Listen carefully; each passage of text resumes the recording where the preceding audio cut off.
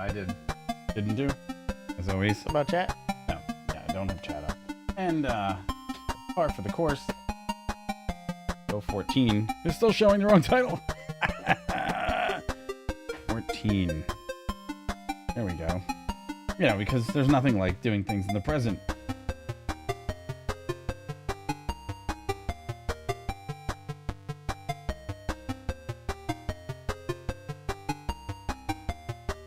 You're awful quiet. Oh. Oh. We didn't do that either, did we?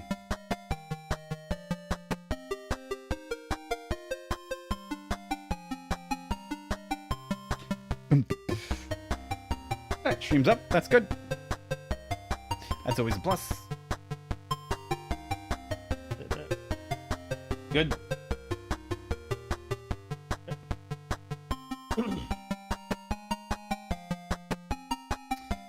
Alright, you just give me the word when you're ready to go. Sorry, we're still working here, folks.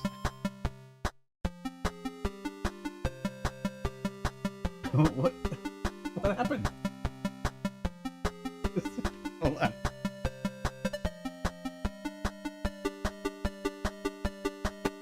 Live? Yeah, sure. When I was... All right, we're gonna go live. We're gonna go live in 5, 4, 3, 2, 1, and hello, we are live. Oh, hey, wrong screen. Welcome everybody. Welcome to Not Your Average Show. Today is Wednesday, the 10th, 2021. How is everybody doing today? We have a slightly different show for you today than normal. It's going to be a much longer format discussion today for you, our audience, because we have something that is kind of near and dear to our hearts that we want to discuss, and it actually it started from a different conversation. So what Corey and I were prepared to talk to you today about was basically air taxi services and other things. We were going to look at the Muller Air Car. Good afternoon, James. Muller Air Car. Yeah, good afternoon, James. The Terrafiga, I was pronouncing that wrong. There was one that just got certification for the light sport. There's some cool stuff going on, and we were going to get to that discussion, and it's ironic because when we got into that discussion, we started talking to each other, and we said, the general public just doesn't understand that when you put something up in the air, that there is it's laborious. There's a huge amount of work that takes to take an aircraft from nothing, and especially these air taxis and these services that are going to be airborne, and put them into service for the general public. Yeah. And where we have a case in point is also, which crossed over to that, was Kobe Bryant's accident from January 26, 2020. And with the NTSB recently coming out with some information about what they discovered about what happened on that date, I think it's pertinent if we're going to move forward in the discussion about air taxis. We do already have some, I guess... It was poignant because we, again, as Mike was saying, we were wanted to get into air taxi certification stuff, but it came back to light kind of on our minds because literally the NTSB just talked about almost being ready to release the details of the report, and they had a COVID distance meeting on their own, and they were releasing some preliminary details, and this was just on the 9th, yesterday. Yeah. That's really why the show's a bit different today. So it was just yesterday that they discussed some of these details, and so we wanted to bring to you a little bit of a different perspective, because we can always talk about air taxis, but if the current system that's working with the FAA and helicopters, which is basically what they're going to try to pattern air taxis off of and what they do, although the autonomous factors and the aircraft being smart are going to be some of the considerations that will be out there.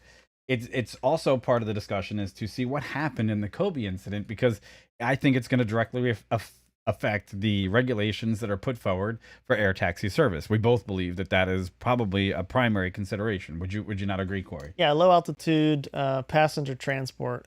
Well, the Kobe, we'll get into some of the details. And the Kobe accident obviously was a commercial operation transporting passengers, people, in a low altitude environment like helicopters do. Some ups, and that kind of lends itself a little bit, as we were talking again about the air taxis coming up, and they're coming. That industry is developing, and it's gonna look like, we're not quite sure maybe what it's gonna look like, but it's on the way.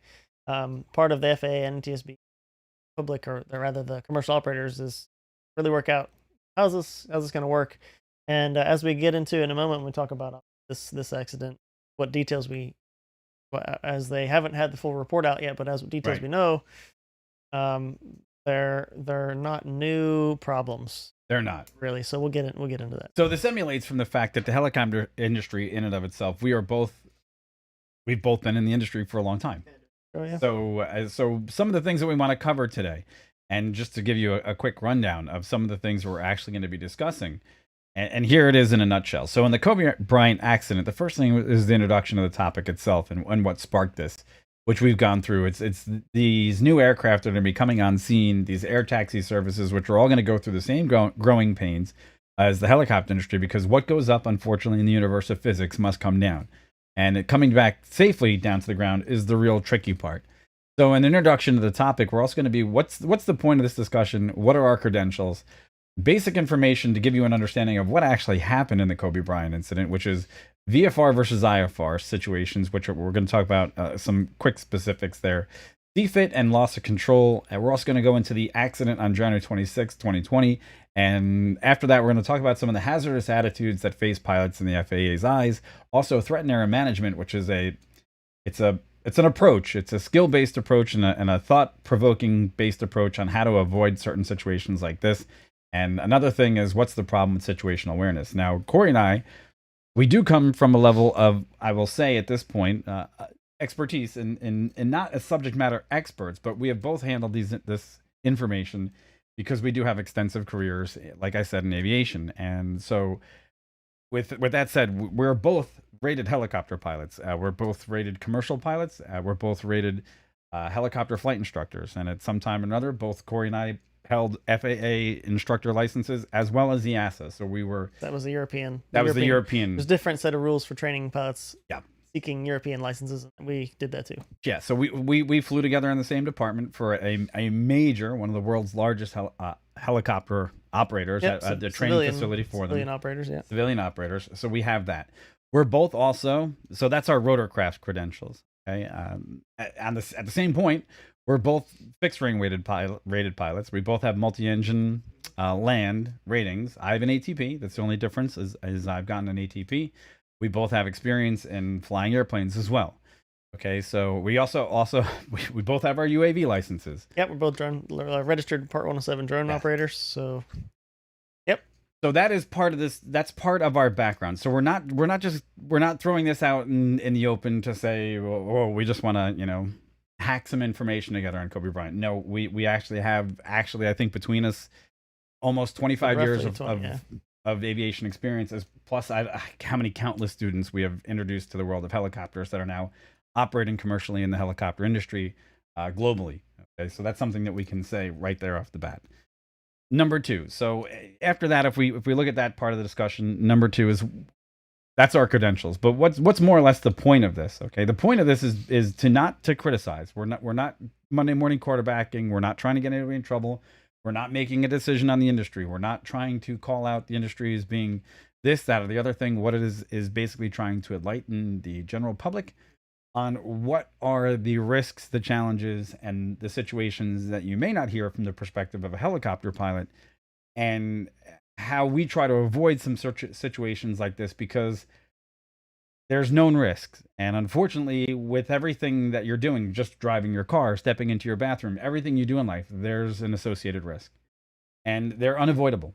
And in some cases, these risks don't pay off. They're not intentional. They're not something that someone wanted to do, but they have equally impactful results that one would say are negative, right? Oh yeah, for sure. You want to elaborate on that a little bit more? Yeah, sure. I mean, just as Mike was saying, we have some experience in the industry. We have some experience with the terms and things. And as we go through today's discussion, using Kobe Bryant's case as a jumping board to kind of talk about, really enlighten you on that case in particular, but then talk about some other stuff.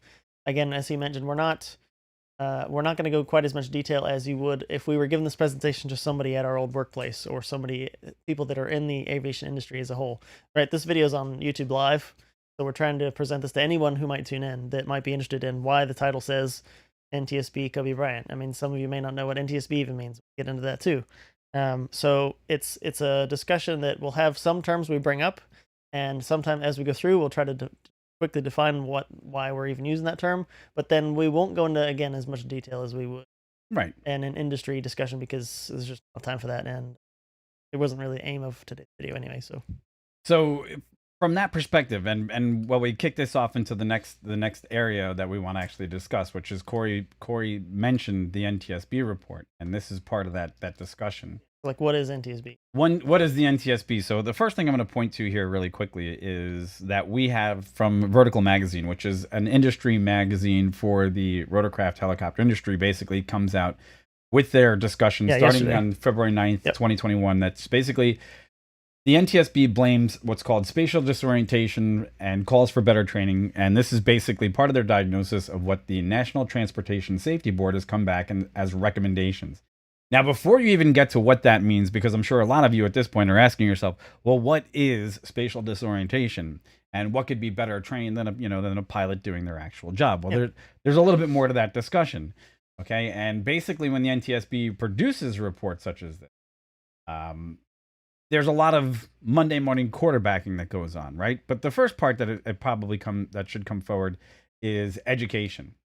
And so when I come back to the discussion right here, where we're talking about what it is that we want to discuss, which is what's the point, so on and so forth. So in the basic information, the very first thing about spatial disorientation refers to something that we know as VFR and IFR. And there's a diagnosis that has to happen between what one would call VFR and IFR to understand where even spatial disorientation starts. Yeah, what are you talking about? So which one do you want to? You want to take VFR or IFR? Which one? I'll take VFR. And so okay. So again, just a real quick recap too. There, we kept using NTSB. NTSB is the National Transport Board, and when accidents happen, in this case, a helicopter accident, somebody has to come in and figure out what happened. Look, secure the site, then look around at all the materials, go back and look at the logs of air traffic control, try to piece together what happened, what went wrong, make a report.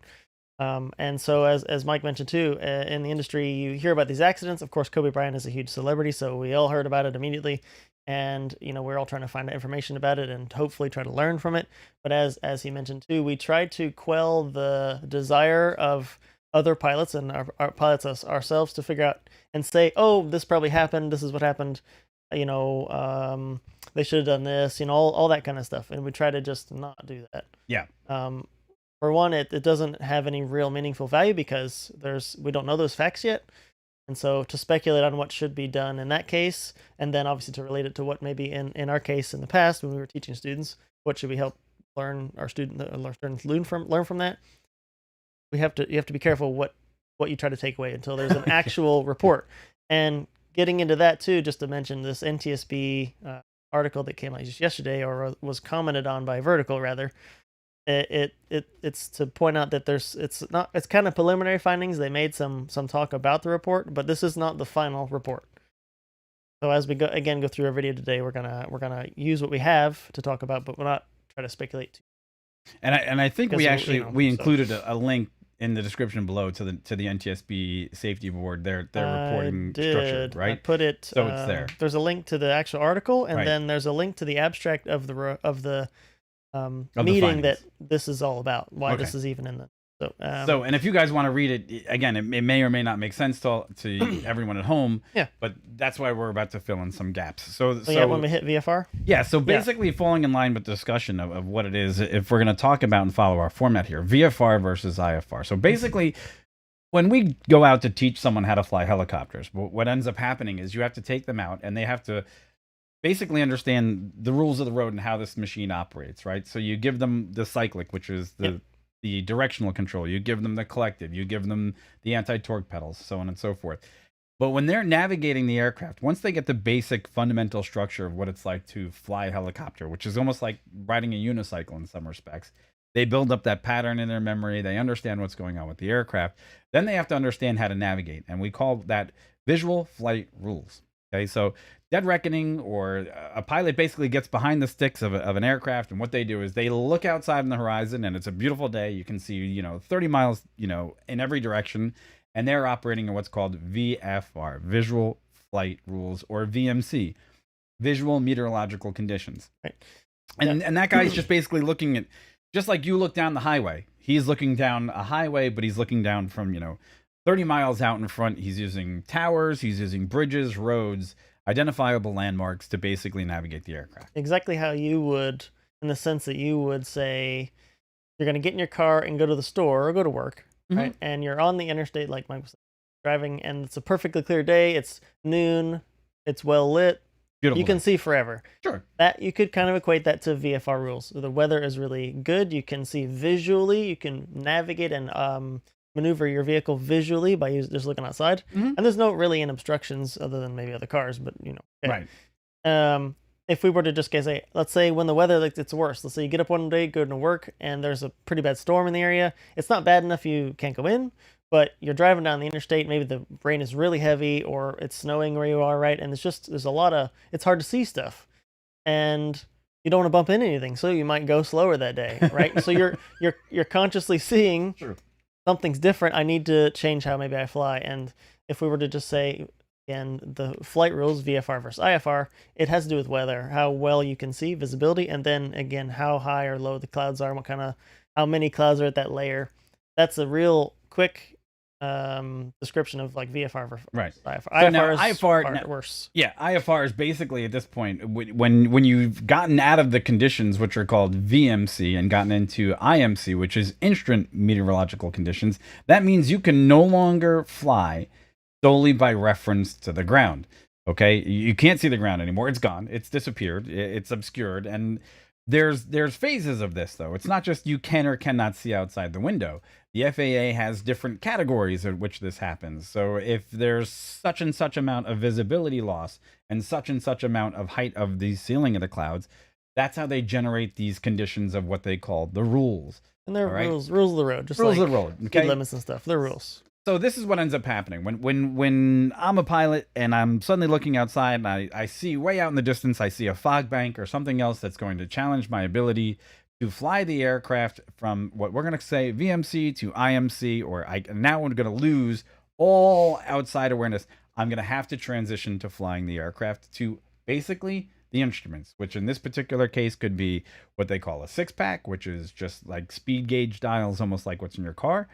Of different characteristics, or to a glass panel or some sort of all glass cockpit, which is basically interpreting what you see on a screen. Again, you're no longer going to have the ability to look outside and tell how high you are over the ground. You're not going to be able to tell what obstacles there are in front of you. You're not going to be able to tell the terrain. It's all going to become obscured. Yep. So that's the basic premise of where we are first. Okay. So after that, we have to talk about what is CFIT and what is loss of control. And I'm going to kick it to Corey so he can start a discussion there of what CFIT is. Right, sure. So getting to, again, the article was obviously Kobe Bryant's helicopter crashed into the ground, and then people lost their lives, unfortunately, right? So going to that, we'll talk about CFIT, and then what's loss of control. So CFIT, so it's controlled flight into terrain. Basically, in a nutshell, let's imagine that you're driving your car and nothing is wrong with the car itself. You're navigating your car down the highway, right? And let's just say you weren't paying attention and you looked over at your cell phone, because people do that, and you rear into somebody who was slowing down. Right? Nothing is wrong with the car. You didn't lose control of it. You didn't lose control of the car. Right. You just literally ran it into something else. Yeah. That's controlled flight into terrain. And getting to another quote, some older pilots or more experienced pilots I heard when I was learning to train too was, when you bump into something in your car, you can pull over, hopefully, right? But the problem with bumping into something in the air is it doesn't go as well. Yeah. Right? When you bump into something in the air, stuff comes apart, stuff catches on fire, right? That's the whole thing with, let's say, the repercussions of things that go wrong in the air is like in a car on the ground, you just pull over. I mean, on the ground already. Sure. You can't fall anymore. And when you're up in the third dimension, up in space or up in the sky, right? As Mike alluded to, gravity usually has an effect on you, and pretty much wins all the time, unless we're going fringe physics, right? But when you bump into stuff, then that's when it goes wrong. So, kind of getting back to the CFIT versus loss of control. So CFIT, again, nothing's wrong with the vehicle you're in, helicopter in this case. You just literally crashed into the ground. for some reason that they get into, or loss of control. And loss of control is basically for some one reason or another, you lose actually your ability to control the car. So let's say, relating that back to your car scenario, you're on the highway again, and now it's raining, let's say, and you're going too fast. You didn't slow down, and you hydroplane, let's say, right? So can I add something to that part really quick? Because loss of control could happen either from hydroplaning, as he was about to get into, and the other thing that could happen is you physically are going too fast for the road. You're doing something that the car doesn't expect, or something breaks. That's another way that you could lose control. Sorry, go on. So no. So it's just to say the big thought process of loss of control. Yes, you have lost physical control. Whether let's say the turbulence. Let's relate to a really bumpy road. It's a really bumpy road, really rocky, and again, you're going too fast. There's either water on the road, the road turns, something. You literally lose control of the vehicle, and then you have an accident. That's loss of control. Or in the previous example, you also had an accident, but it was totally you. I mean, CFIT. You just crashed into something else that you were technically in control of. You just lackadaisically lost. Yeah, you just weren't paying attention or something like that. Weren't paying attention. Or made an error, but we'll get, without throwing too many terms out, yes. We'll leave it at that for now. So, and then that is basically, so that's the thing, right? You have CFIT and you have loss of control. So what happens in the transition from basically VFR to IFR flying? So I'm a pilot, I'm flying along, right? And this is how this basically breaks down the progression of what we're going to talk about inside the accident, which is this pilot started his flight in VMC conditions. It was good. It was nice. It wasn't nice. It wasn't ideal. It wasn't. He could fly outside by looking outside. Yeah, he could look outside the window and he could fly. And then what ends up happening is, as he continues to fly into these hills and these areas of terrain, he was flying another pattern, another type of IFR, which is IFR means I follow roads. And it looks like when we digest what was going on, he was literally flying over a highway and making his judgments by how much he could see over the highway. Now, the difference is that when I come to the point where I can't follow that highway anymore, I have to transition again, like I said earlier, from flying on my outside, looking outside, and I have to transfer to flying inside. Okay, so now I'm going into my instruments. Now, there's a thing that happens with the body at this particular time that we're going to go into that is part of what happens in this accident, which is in the CFIT and loss of control. There's your brain interpreting what's going on outside the aircraft, and then what's actually really going on outside the aircraft, because your brain is receiving stimuli from your entire body. Your brain is receiving stimuli from your skin, from your inner ear, from the balance points of your eyes, everything else that's going on. And it's trying to determine what direction am I flying, because I've lost all reference to outside. I'm now simply staring at this box of instrumentation. And now I've got to try to make some determinations as to what that means to me. And what we're going to talk about really quickly is what's called spatial disorientation. This can happen a lot of times between the VFR and the IFR flying environment and transitioning into the clouds, okay? Because if you don't do it properly, you could be, and I stress this with could, you could be opening yourself up to spatial disorientation, which in this particular case, what they're going to point to is your body receiving these different sensory inputs and what happened. And basically they're going to call out what's called the sonomographic illusion. And I believe the other one was which was the second one? They coined it. It's coined the leans. The leans. Okay. Disorientation. Yeah. And basically, so you have these vestibular illusions. So you have somatographic, which is a rapid acceleration during takeoff, can create the illusion of being in a nose-up attitude, and it disorientates the pilots, will push the aircraft to a nose low or a dive attitude. And then a rapid deceleration can have the opposite effect, where basically the disorientated pilot will pull the aircraft into a nose-up position. Also, the leans is one of the most common of spatial disorientations. It's an abrupt correction of banked attitude, which has been entered too slowly to stimulate the motion sensing system in the inner ear and can create the illusion of banking in the opposite direction. So basically, your body fools itself into thinking that you're going the other direction. You're basically being a little too ginger on the controls, and your body doesn't feel the sensation. And we wanted to lay those out as two basic understandings. So again, to set the picture, we're flying along, looking outside at the highway, looking at the horizon, everything's great, and we enter a cloud. But there's clouds coming up in the distance, and for whatever reason, you elect to fly into those clouds without preparing yourself, let's call it. Yeah. And just a little bit extra too, what Mike was talking about with the vestibular system. So we said the vestibular system is that inner ear, and if you're not aware, there are actually small canals, semicircular canals in your inner ear, both ears, that have fluid in them, and they are in the orientation of the different ways that an aircraft, ironically, the different ways an aircraft can move: pitch, roll, and bank. And when your body moves, you ever had a cup of like water or coffee right in your hand, and then you just turn the cup like this? You'll notice that the water in the cup doesn't move exactly along with the cup, right? The outside of the water or the fluid in the outside touching the rim of the cup moves, but the stuff in the middle doesn't really move.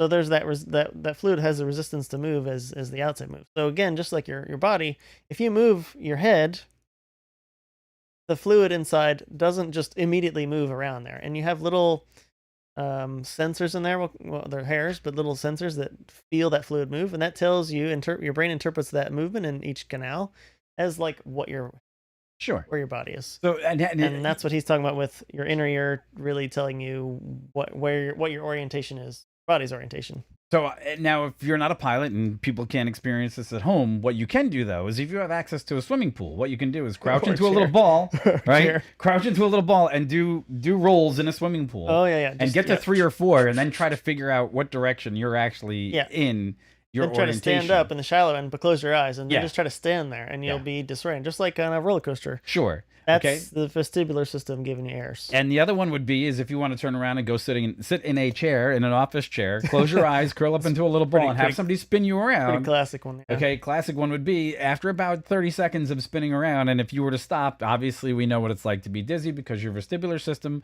and your body have receiving completely different messages, even though your eyes can see perfectly well. Yeah, you'll outside into the universe. Different. Yeah, you're going to be wobbling around like you're drunk. Okay. And if you're take that feeling and take away the ground, basically, because in these examples that we just talked about, there's you stand up in the pool, you've got your chair, and when you can open your eyes and at least look around and feel the ground on your feet, you start to get some feeling of where you're at. Take away the ground, put yourself in an airplane seat, even as a passenger. Take that feeling and then look out the window, and if you've been on a plane and you looked out the window and it's just cloud. Yeah. Pure cloud. And you're just sitting in that seat and you feel disoriented. Some of you might have felt that, and it's not fun. Now imagine you're the pilot and you're trying to fly outside without using the instruments.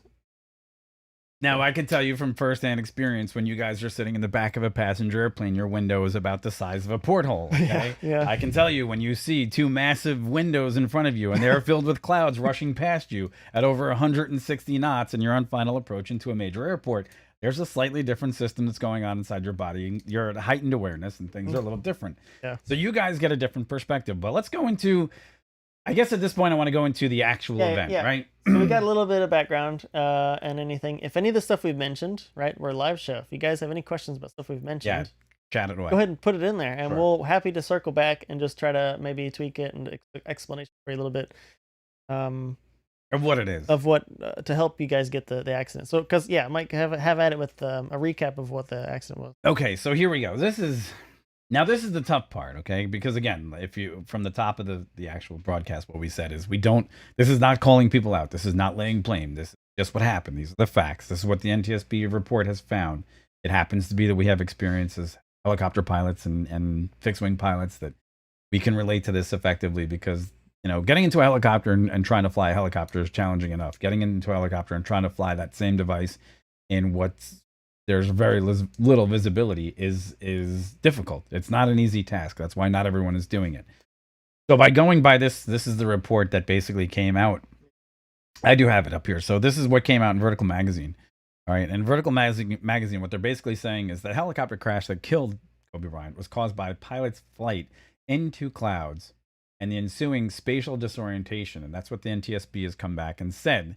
And they want to recommend that there are some things that they found by looking at his trajectory, so on and so forth, that really leads them to believe as to where this actually happened was at a very fatal point of transitioning between the VFR environment and the IFR environment.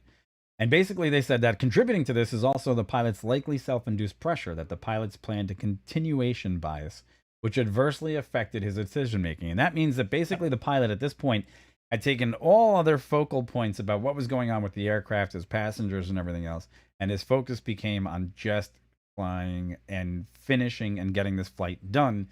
And that really puts you in a position where I can only imagine if we're all very stressed about something Yep. sometimes, you lose focus about the things that are going on around you. And sometimes you could find yourself in a car and you've driven 3.5 miles and you don't even realize where the time went because your mind was completely distracted. And Corey can elaborate on Yeah, that. yeah, exactly. And that's a great example. I'll touch on exactly that because we're going to bring it back to the car example. Say we're back on that highway again we talked about earlier. Now let's say you're on the highway, and it's good weather. You left your house, you're on the way to work. You're late to work, you're late to a meeting at work that you're supposed to run. You're on the way to work and you're trying to, oh man, I got to think about the meeting. What am I? I got up late. And now you're driving, cars on cruise control because, almost every car is just regular cruise control. You're driving and the weather gets crappy outside, but you didn't slow down because you got a meeting. You got to get there. You got to keep going. Yeah. And now you said you're not paying attention because you're thinking about the meeting. You notice the weather, but you just, I gotta make it. I gotta get there. And so now you've introduced some extra risks to your travel. Yeah. And I don't know if you want to bring up maybe TEM at this point, but really hitting on just what he just read just there a second ago was the quote. This is a pilot's likely self-induced pressure. Sure. And the pilot's plan continuation bias, affecting his decision making. So those are some terms, but you can just imagine in your own mind, right? That meeting, you got to get the meeting. That's a pressure. That's an external pressure on you to make this drive, not this flight, but this drive happen, like 5 minutes ago. And here's this pilot. He's flying Kobe Bryant and his daughter and some other people in the back, going somewhere, and the weather's getting crappy. And I will put a facet here to say the pilot was instrument rated, so to be legally flying in weather that is worse than VFR we talked about earlier, you need to take some extra training and get certified to do that. That's another rating. This guy had that, so he was trained to fly in instrument conditions. But that doesn't mean the decision-making process is addressed properly. Just going to this. Yeah. This is something, and this is where it's very difficult to talk about this at that particular moment, because if we look at the actions of the pilot, right, and you look at what actually it says in the report, that just before the crash, the pilot that was involved told air traffic control that he was going to climb to 4,000 feet, which would have taken him through a widespread cloud layer. Yeah. Illegally, and this is where this point comes out illegally, because at the moment, he was operating in what was a VFR condition on a VFR flight plan, meaning that he was not IFR at the time. Okay, or excuse me, he was not on an IFR filed flight plan at the time, which means at the moment that he decided to take that extra step of going into the clouds, this became an illegal operation. Okay, and the aircraft at this point reached an altitude of 23,000 feet mean sea level. 2,300, mean sea level, just 100 feet below the top layer of the clouds, which means he was just about to enter. And this is, and basically, okay, look, I can describe this event for you. I think he was just about to exit. Exit. Yeah, he was literally almost out the top of that layer. Out of the top of the layer of the cloud. But yeah. He didn't, that was my fault. So there's a couple of things that happens when you approach clouds in an aircraft, right? Number one is when you're actually climbing up into clouds, you can start to see this ceiling effect, and you're like, oh, I'm about to touch it, and then you anticipate the transition from looking outside to looking inside. So just about 30 seconds beforehand, what I would do is I would just start my scan. I would start looking at my interior instruments, and I would really start to go through it and be prepared, because within 30 seconds, I didn't want to have to glance up and look outside and try to figure out what's going on. So you start that transition a little earlier. So it sounds like that he was already in that transition. However, it's been proven, unfortunately, through statistical data, that the average life expectancy of a helicopter pilot that is transitioning from a VFR, which is visual conditions, into the IFR environment, which means an inadvertent entry into a cloud, and he's unprepared, is about 47 seconds. Yeah, if you're not trained and you don't transition, or even if you're not current, which means you haven't done it recently, practiced, your average life expectancy for those fatal accidents is like less than a minute. And just to again, I try to give this perspective as we're going through this with Mike too, is when you're a VFR pilot, you fly by looking outside, right? You see the horizon and you can control the aircraft in relation to the horizon. That's right. Easiest, right? Let's say. When there's clouds or some other visual obstruction, you can't see the horizon, but actually the instruments Mike was talking about, you take your gaze from outside and you move it down to the instruments in front of you, and then you fly with all these gauges here. Now imagine your car had a screen in it that would literally show you like the road out front and all the cars and everything that turns, even when there's like heavy rain out there.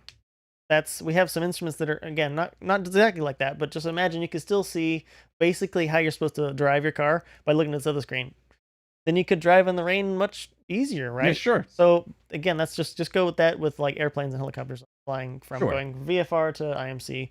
And so that's what he was saying. He said, once before you go into the clouds, you should now transition your gaze down here and fly by using this only, because if you do both when you're in the cloud, it's a whole lot easier to get disoriented. Now I've taken this from the NTSB report itself, and this is basically their reenactment of what happened, and this is by taking the data from the ground stations because this actual helicopter did not have a black box.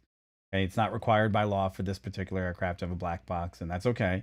And I took it, and I just took the liberty of turning around and making this line in red because you can see here he's perfectly following the 101. Yeah, he's low level. He's low level, and the initial report said that he had actually transitioned. I think it was between two different airports. One he had requested a hold outside of as he got a special VFR earlier because he didn't want to climb into the clouds, and then he continued. And basically, what I can imagine happening here is that as he comes down this valley, basically, my only I put this together from seeing the pictures that people took on the ground and so on and so forth, is that there probably was what looked like to be a higher ceiling that was happening above him that he could actually maybe increase his altitude. And that's why he said, oh, you know what? These clouds probably don't look like they're higher than 4,000 feet. I could probably get to 4,000 and it'll give me safety margin, right? It'll allow me to get a little bit higher just in altitude. And that's always a great thing for helicopter pilots. We sometimes don't like to have it, but altitude is always a great thing because it always gives you a little bit more time to react should something go inadvertently wrong. And what ends up happening is when we talk about the cinematographic and the leans, okay, as this report suggests, at some point, he believes that the aircraft is going in the opposite direction, so he places the aircraft in a dive. He thinks that the aircraft was actually climbing when in actuality it was descending. And so he assists in this aircraft diving down towards the surface. And again, because he didn't feel like the aircraft was turning, what basically happens in this particular case with the leans is that he starts a left-hand turn because he doesn't feel any input happening. So he continually puts in left input, and that assists in more of a left-hand turn. And this is the tragedy in the whole thing. Okay, he didn't mean to do this. Yeah, no. Nobody means to do this. Again, as Mike said, that's the how insidious we'll say that the illusions can be is if you go purely off, let's say, seat of the pants, what you feel is happening. You're not referencing any of your instruments. While you're in the cloud, you, again, with the leans in particular, let's just say, right, you enter this turn quite slowly, and then they feel like they're actually straight and level, so they may end up over controlling the opposite direction to think they're to go back to level when in case they're actually making the turn more. And Sure. similar with the climb, he thought he was descending, or he thought he was climbing, and so, but actually, like Mike said, he was ascending. So here's the difference, and then after this, so that's the actual accident as it happens, right? Now, I just want to bring this up as a point of reference, and you guys know if you follow the channel, we like race cars, we like aircraft, and the reason being is because they kind of have something similar in common, except for a race car you can drive a race car by the seat of your pants. It's literally what they tell you to do, right? Yeah, but you don't drive it in IFR. Then that's the problem, okay? and this is what leads to some of the driven a race car in heavy rain, not as much fun as you think it could be. True, and I'm gonna make a statement here. The difference would be is that when most people are involved in basically starting out in their control of a vehicle, right? They're starting out at the age of 16 years old. They haven't been exposed to flying, and they learn to drive by the seat of their pants, right? Literally, this is a discussion that people have, and they say drive by the seat of your pants. Okay, fine, fair enough. And then you take up that person and you put them into aircraft, and then you see that their basic underlying, oh, what's the word I'm looking for? Oh God, it begins with a P.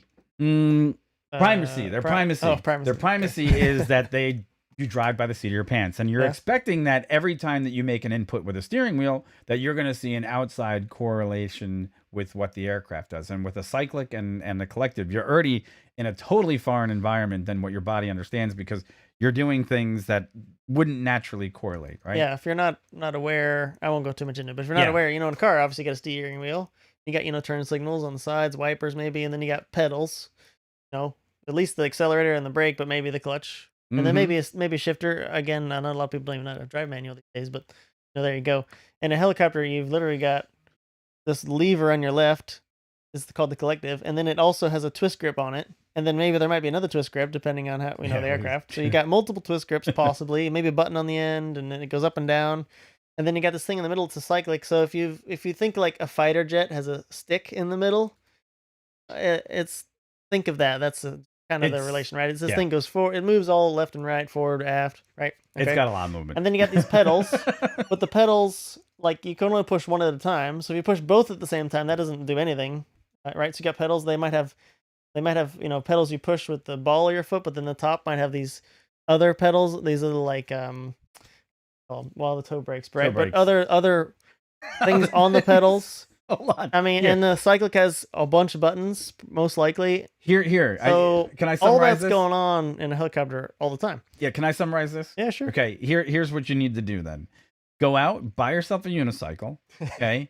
Weld a handle to the middle of the unicycle that does absolutely and totally nothing, okay? And then wear a blindfold and go and try to drive the unicycle down your block. And that is kind of similar to what it's like to flying a helicopter. In IFR. In IFR, okay? So it's I don't know. I don't know about that. it's a balancing act of almost being somewhere between a crane, an airplane, and a unicycle. Okay, it's the best way that I can say. But what I need to do is kick the conversation down the road, because I'm not trying to be rude, because no we worries. just have to move it a little bit further along. Sure. And that's because what we the other part of it is after that, it's hazardous attitudes. Okay, and this is going to go back to some place where you have to be very Sure. careful. Okay, which is hazardous attitudes happen to everyone. This is not a specific thing that just happened to this individual pilot. Every pilot that has ever flown an aircraft before in their entire life, I guarantee you, has come up against some of the hazardous attitudes in the aircraft, in which they feel at a certain point that they can either do something, this is worth the risk, something will pay off, or there's an opportunity. And with all those opportunities, there's a hazard, and with that, there's a unfortunate opportunity cost. And I'll leave Corey to hit on that for a little bit more. So again, just I'll maybe as Mike brought up hazards. I like using the car example because everybody's driving a car. Right. So,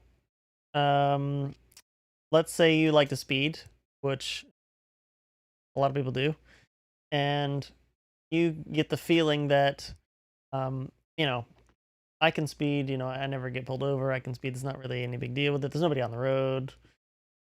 That in a way is a hazardous attitude, because you shouldn't be doing it, and Yeah. the rules are there Do it for a all the time. reason, because there's a Yes. speed limit set for maybe it's a residential road, right? Maybe we're not even on the highway. We're on just somebody's neighborhood, and there's people walking around, so that's something. But let's say in terms of, like, let's say the crash, right? You don't think you can crash because it happened to somebody else. Yeah, I mean, sure, somebody's gonna crash the car, but it's not gonna be me. I mean, I've never crashed my car in my whole life. So you feel invulnerable, as an example, right? You can't get in an accident because it'll happen to somebody else, right? So these are maybe some examples of hazardous attitudes that that any pilot would know. You've heard about these things before. We try to help teach new students and remind current pilots, right, of these attitudes, mentalities that are natural in a way, Mm-hmm. and we have to recognize them in ourselves and Sure. others in our crew if we're operating multi-crew, and just try to help everybody stay safe, because somebody's going to crash sooner or later. It happens. We see them in the news. It All happens. the time. Yeah. So don't let it be you. And if it's just without, again, getting into a lot of the data on accidents themselves in aviation, a lot of accidents are caused by pilot error, right? I know it's kind of a funny thing to say. Oh, FAA always says the pilot. It's Pilot error, always 'cause- pilot error. But as engineering is getting better on planes, and in a way the regulations on what gets approved to be airworthy, which goes along with our EV talk Yep. later. the rules have gotten to the point where there's the engineering is so good. Like things break, sure, and accidents happen because things break, but not hardly as often as they used to. No. Which is great for the general public and the pilots too. So, but the one thing that kind of underpins a lot of this conversation actually, that humans are still involved. We still are the pilots. We still operate the machine. Yep. And we don't get an upgrade like the gear does, or a new model comes out of the flight management system. Nope. Same pilot punching the buttons. Same thing. And I'll even add though, that as they get more complex, they're harder to interface with. Okay, as they add more advanced aircraft. Yeah, and more advanced aircraft, the harder it is for the human to interface in it, and that's why everyone is so hot to change the way that we interface with aircraft. And David McCartney had a great comment. If you find yourself making mistakes, you can then pay Mike or Corey to walk next to you and tell you everything you're doing wrong if you're on the unicycle. Are you going to pay us? Are you going to pay us? Because we're still for hire. Because they'll be like, hey, you can't do that, or David, you shouldn't do that. That's a hazardous attitude. And David and I have actually been in quite a few helicopters together, and for many hours at that extent. And I'm proud of David out there. I don't know if I ever flew with David, but possibly. But I have something else to add to the conversation about the hazardous attitudes, and this is basically the 5 hazardous attitudes that all pilots should avoid. And one is anti-authority, don't tell me. There's impulsivity, do something quickly. Invulnerability, it won't happen to me. Macho, I can do it. Or resignation, what's the use? And look, we've even hit these in our daily lives of, you could say, what's the use in voting? Because they're going to do what they want to do anyhow, right? In normal life, if you look for them.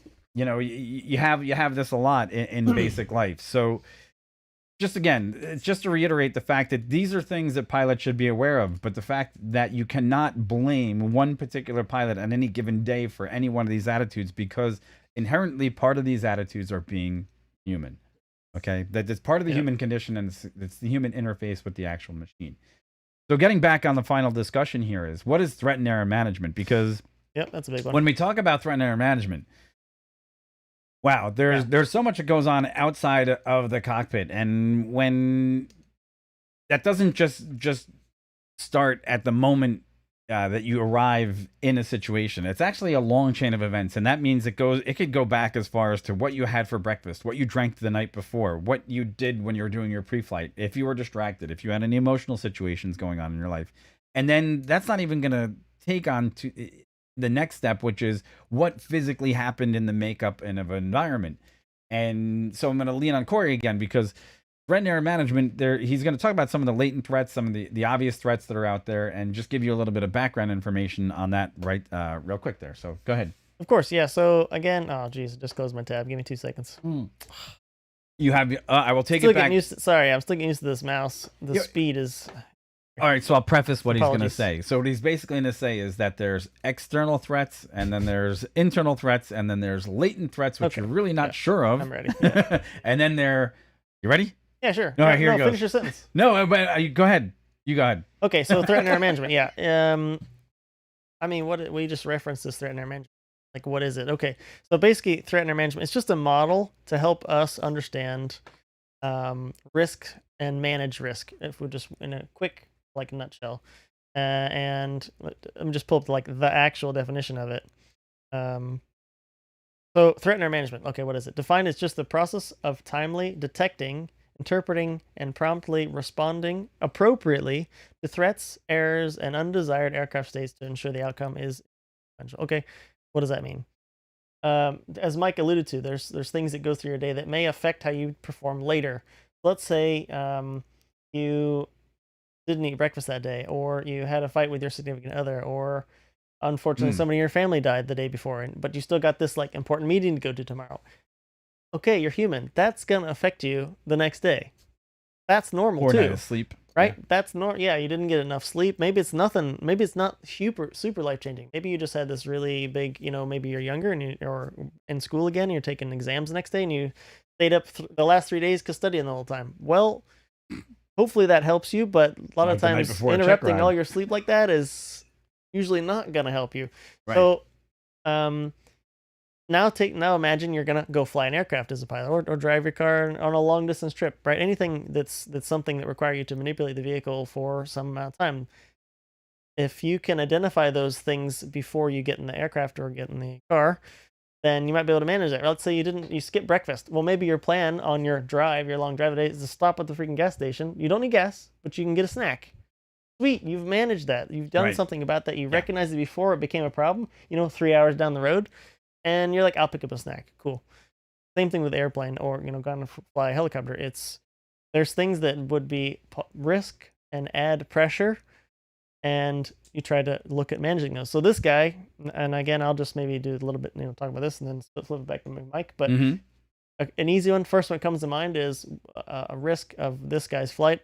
The pilot who flew Kobe that day, he's flying Kobe Bryant and his kid and some other people. That on the surface of it is pretty big. Yeah. Because the Yeah. celebrity, this guy like knows everybody. I mean, if I work for this company and I'm gonna go fly Kobe to his to somewhere, or his family or anything, if the weather's kind of gonna go bad and I see it happening, but then I'm like, hey boss, the weather's not gonna be good. I can't make it there. He's gonna be, unfortunately, your boss may be like, well, it's Kobe, you gotta go. You got to go.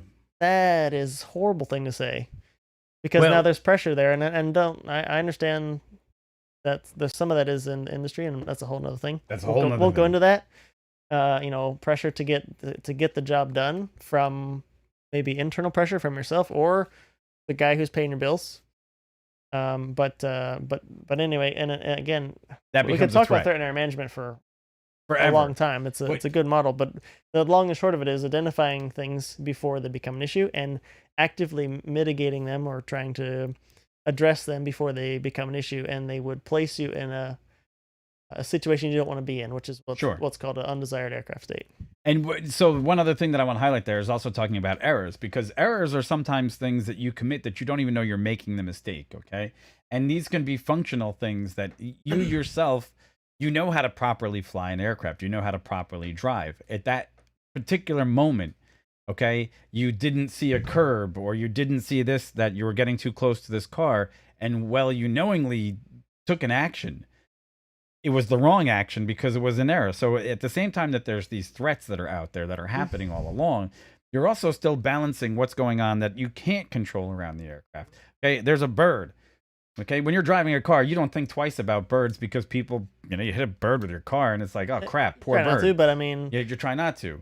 Well, now put yourself in a three-dimensional plane and you're trying to fly in a direction, and here comes a bird and he's diving after a target that you can't see, and he just enters your frame of view here, and you're screaming along at 120 knots.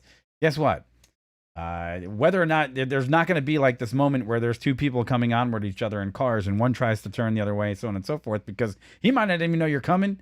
And you for certain did not anticipate that he was going to be there. So you almost have to have this ability to look into the future and anticipate that there's things out there that are going to have part of your awareness that you'd like to avoid. And when we talk about something in aviation that's called situational awareness, I would say Yep. Last one, yeah. the last one about That's situational cool, awareness. yep. Losing situational awareness. What is situational awareness? Okay.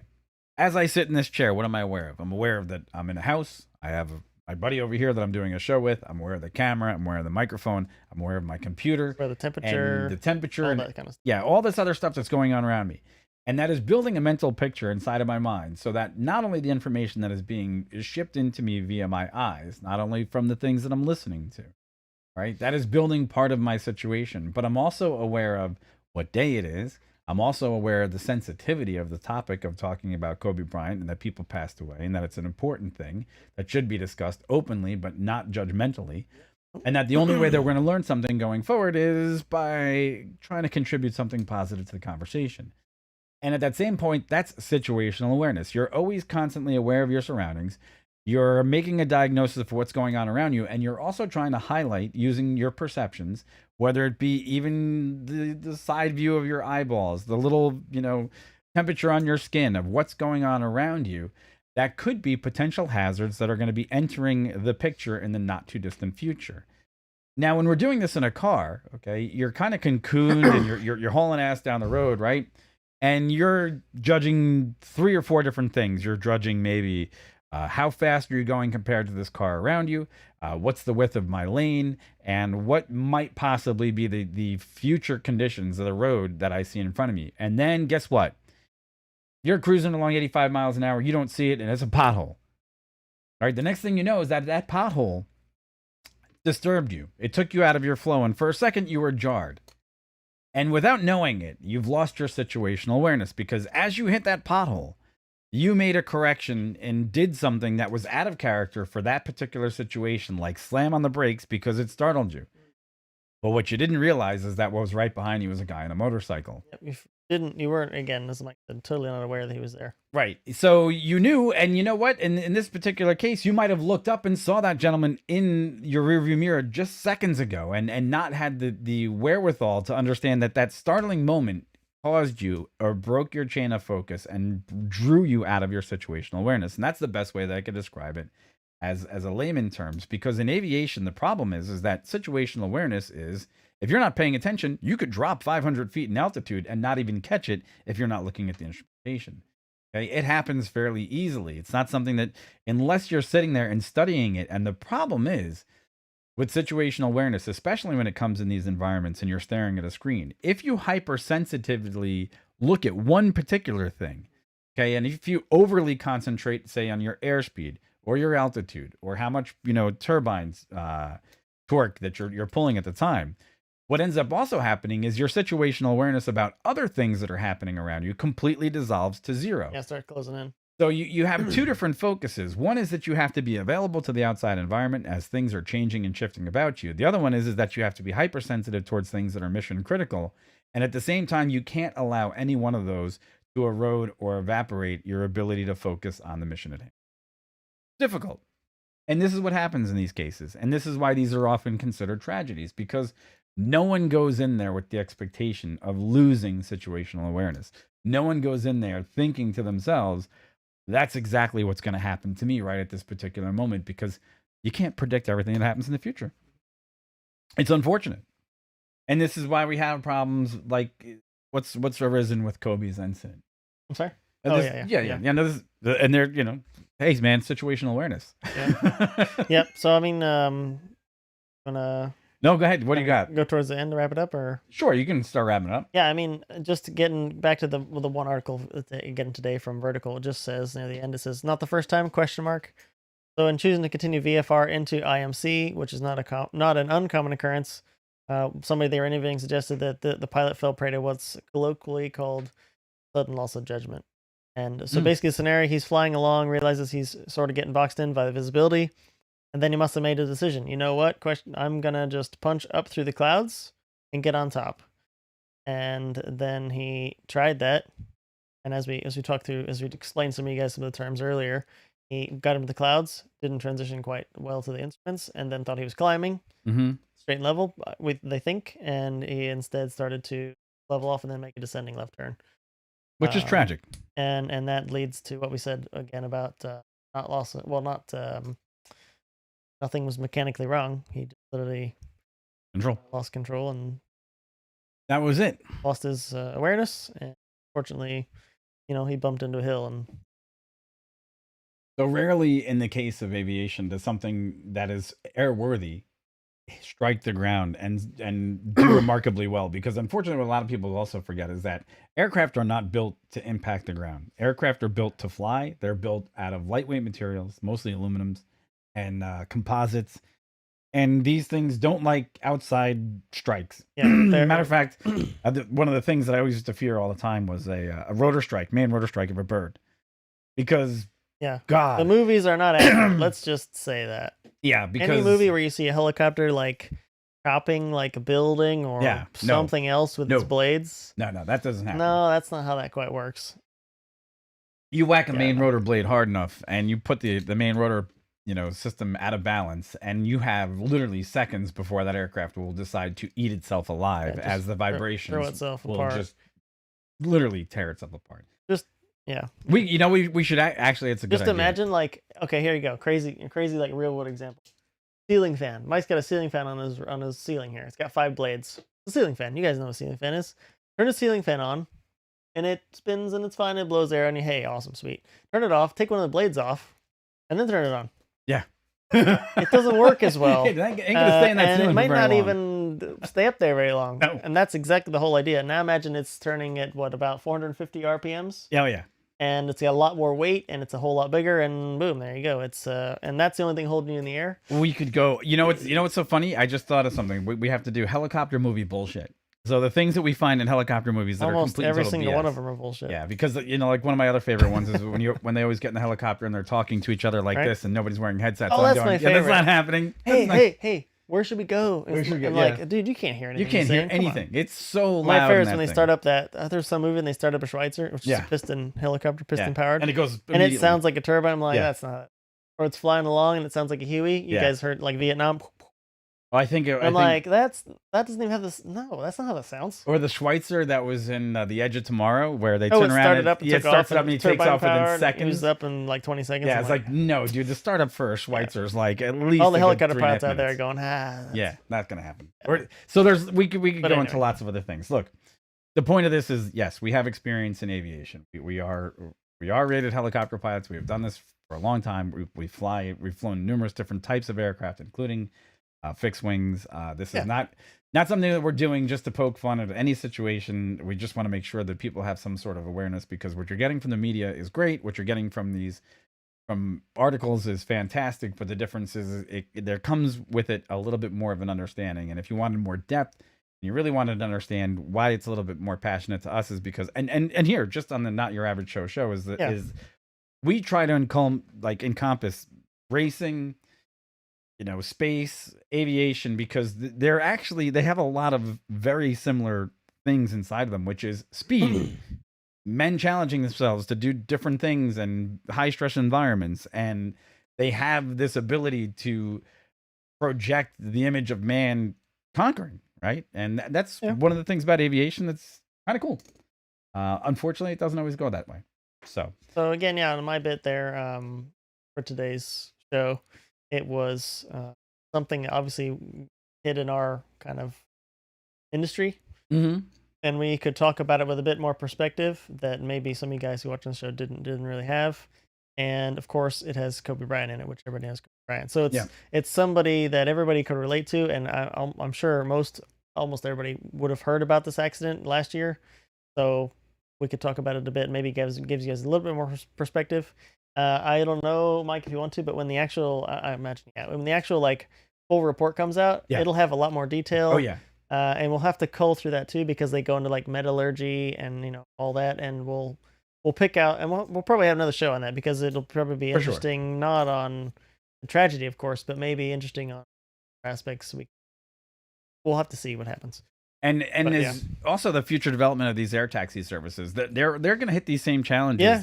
Trying to develop this highway in the road, because look, even if you put an iPad up there instead of a human being, it's only as good as its programming. Well, just like Mike's saying, there a lot of them planning on going automated. Oh yeah, and here's the other thing. A lot of people just think to themselves, why didn't this guy just turn on the autopilot? Look, autopilot's great, but one of the other things we're also taught is not to be reliant on the autopilot to fix everything, because autopilots have limitations. If an aircraft is at a certain bank angle or at a certain speed and so on and so forth, the autopilot won't do anything at all. It won't even engage. It won't even couple up. So they won't have any augmentation system that would have helped them at that particular moment. So there's a lot of other things that we could bring into this discussion, and we will at some other point. But the pilots out there might be going, upset recovery training, and we know. We know. We get that. There's a lot. You could talk about this for quite a bit, and it branches off to many other subjects. Totally valid. If there's something in particular we want us to hit in the future, again, let us know in the comments. We understand all those thoughts that cross my mind. When you talk about that, I'm like, I'm thinking this, I'm thinking that. I mean, I get it, but my last time in upset recovery training in the airlines, we broke the simulator. We literally took a motion desimulator. It's not flying anymore, just so you know. No, we broke it because the hydraulics literally, we knocked it off the table in some respect, but they fixed it, but it was interesting. All right, folks, that's all that we have time for today. We could go into a lot more stories, but hey, thank you so much for tuning in. We appreciate all the support. Remember, if you get an opportunity, like, subscribe, and follow us. We're fledgling, and we have one other final announcement that how can we forget this? Roscoe says bye. Roscoe says goodbye. Here we are on Saturday right now. On what is it? Saturday? Is it Starlink 17? I think is the one that we're going. Okay, so. As you guys know, we are looking to cover some live space launches, and we have chosen that there's a night launch coming up, and it will be for Starlink 19. And this is supposed to, as of right now, it's going to be going off on Saturday night at about 11:41 at night. Yeah, Eastern time. Eastern Standard Time. Yep. And guess what? We're planning on probably going live somewhere around 8 o'clock that night. We're going to be sitting there, and we're going to bring you a rocket launch from the perspective of if you were standing on the shores overlooking Cape Canaveral. We will have 2 really excellent cameras, though, also to give you as zoomed in as a view as we can. But you will get a full body experience of what it's like to actually attend a real live. We're gonna try to bring you guys there with how cool it is. Yeah.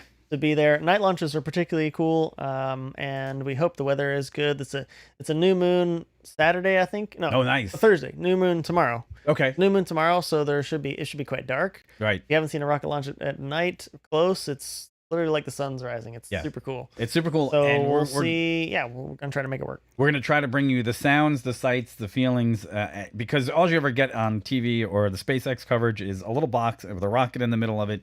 And let me tell you something, there's so much more to it than that.